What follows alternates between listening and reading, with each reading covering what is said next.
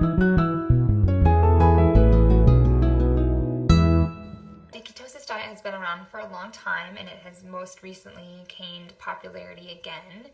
And the few reasons why, and mainly because you do lose weight, and there's a few reasons for that. One, carbohydrates hold a lot of water, so even the good complex carbohydrates. So when you cut those out, yes, you do lose some adipose tissue, but you're mainly losing a lot of water weight initially. And so when people go on it this first 2 to 3 weeks, most of that's water weight. It's not actual adipose or fat tissue that you're losing, and it's not the water weight that maybe makes you look bloated or feel bloated.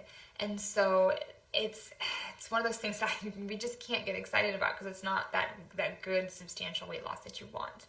The other issue is when you cut out all of the complex carbohydrates as well as the simple carbohydrates, and mainly it's the simple ones that are the problem ones, so the crispy crunchy carbs, the candies, the chocolates, the sweets, desserts, all those sort of snacky granola bars and things like that, you do lose weight because you're not eating as many calories typically, and it's those sort of empty carbohydrates and those empty calories that don't really fill you up or provide a lot of nutrition. And people replace those with more fats and proteins, but the fats and the proteins tend to keep you feeling full a little bit longer than the empty calories. If you think about 100 calories of potato chips versus 100 calories of turkey breast, that turkey is going to make you feel full longer. And so that's part of that benefit of it, if you want to call it that. However, there are a lot more negative side effects with the ketosis diet. Nutrient deficiencies being a big one, constipation is a big one, loss of muscle mass, as well as some of your cardiac muscle.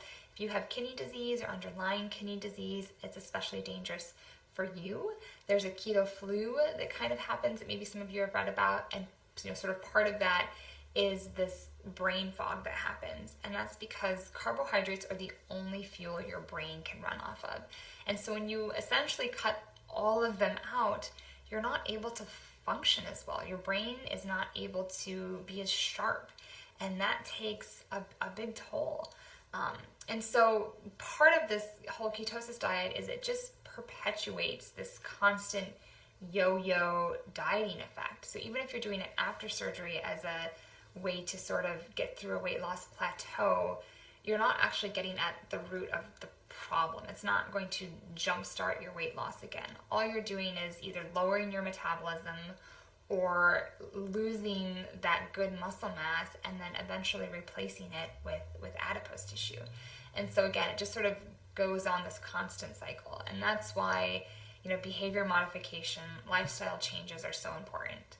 They're not as exciting, they're not as sexy, they don't happen as fast. They're slow, small changes and habits that happen that really make those long-term successes possible. And so, I really encourage you to go back to that lifestyle change. If you have questions on that, I know it's difficult. That's why we're here. Leave your questions or comments below in the box, or you can always send me a private message as well.